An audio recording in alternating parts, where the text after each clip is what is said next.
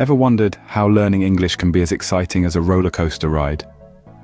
Well, we've got the ticket to take you on that thrilling journey right here in our English wonderland. Today we're going to explore the magic of sentence formation, intonation and stress, all key elements that give English its unique rhythm and melody. Imagine a sentence as a train, each word a carriage, all linked together in a specific order to carry a meaningful message. Now, intonation is the rise and fall of your voice, like the hills and valleys a train travels over. And stress?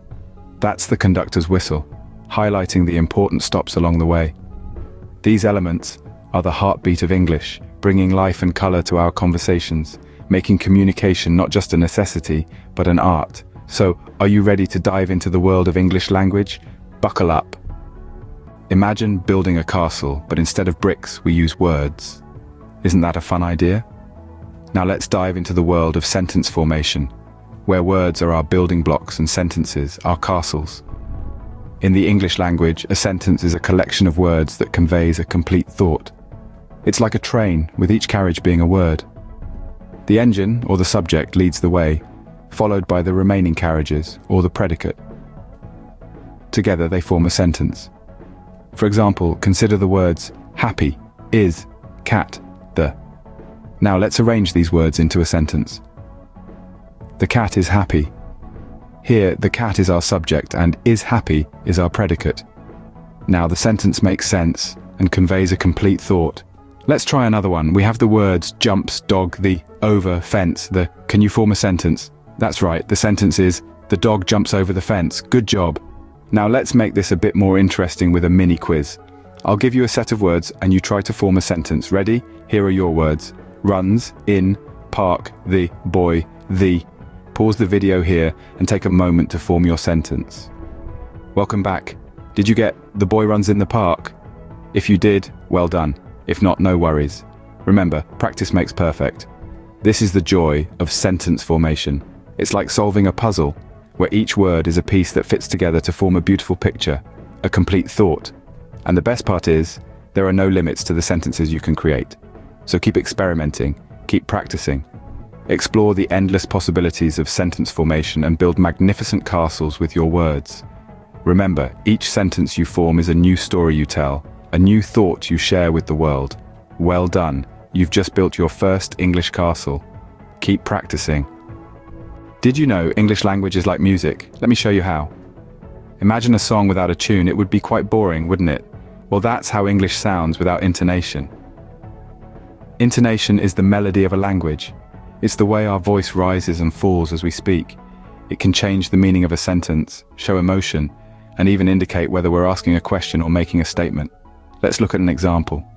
Take the sentence, I didn't say he stole the money. Depending on which word we stress, the meaning of the sentence can change. If we stress I, it means someone else said he stole the money. If we stress money, it means he stole something else, not the money. Fascinating, right? Now, let's play a game. I'll say a sentence and you try to identify the intonation pattern. Here's the first one. Is it raining again? Did you notice how my voice rose at the end, indicating a question? Great. Let's try another one. I can't believe it's raining again. This time my voice fell at the end, showing frustration or disappointment. Well done. Remember, intonation is not just about the rise and fall of our voice. It also helps convey our emotions. For example, if we're surprised, our voice might rise sharply. If we're bored, it might fall flat. So when you're speaking English, try to think about how your voice can add extra meaning to your words. Let's do one more. I love English Wonderland. Did you hear how my voice rose on love and fell on Wonderland? That's because I'm expressing a strong positive emotion about English Wonderland. Amazing! You're not just learning English, you're making music with it. So the next time you're speaking or listening to English, pay attention to the melody. It can make a huge difference in understanding and being understood. Keep practicing and soon you'll be making beautiful music with your English. Amazing. You're not just learning English, you're making music with it. Ready to find the rhythm in English? Let's dance with words. Imagine a song without a beat, a dance without rhythm, or a painting without color. It would feel incomplete, wouldn't it? Similarly, English without stress would be like a song without a beat. Stress, in English, is the emphasis placed on certain syllables in words or certain words in sentences. It's what gives English its rhythm and melody. To illustrate, let's take the word beautiful. Say it aloud. Did you notice how the first syllable, bow, stood out? That's because it's stressed. When a syllable is stressed, it's pronounced more loudly, for a longer duration and at a higher pitch. So, beautiful isn't just bow tie full, it's bow tie full. Now, let's play a little game. I'm going to say a few words and you're going to identify the stressed syllable. Ready? First up, computer. Listen carefully. Computer. Did you catch that? The second syllable, pu, is stressed. Let's try another one. Information and information. The third syllable, ma, is where the stress falls. But stress doesn't just apply to individual words, it also applies to sentences. In sentences, we typically stress content words, that is, words that carry meaning, like nouns, main verbs, adjectives, and adverbs. Function words, like prepositions, articles, and conjunctions, usually aren't stressed. Let's take a sentence, for example. She drives a red car. The words drives and red are stressed because they are the main verb and adjective, respectively. They carry the most meaning in the sentence. So the next time you're practicing English, pay attention to the stress. Try to feel the rhythm, the ups and downs, the beats. And remember, English isn't just about words and grammar, it's also about music and dance. So, let's keep dancing with words, shall we? Great job, you've just mastered the rhythm of the English language. Now let's put everything together and see the magic happen. In this part of our English Wonderland adventure, we're going to flex those language muscles and put our newfound knowledge to the test. Remember, practice makes perfect. Let's start with a complex sentence. Although it was raining, Peter decided to go for a walk because he wanted to enjoy the fresh air. Can you identify the sentence structure, intonation, and stress? Give it a shot. Take a moment to think about it. And here's the answer. This sentence is a complex sentence with two dependent clauses. The intonation rises at the end of each clause, and the stress falls on the words raining, Peter, walk, and enjoy. Moving on, how about this one? While Emily was making breakfast, her cat, mischievous as ever, knocked over the milk jug. Give it a go. Identify the sentence structure, intonation, and stress.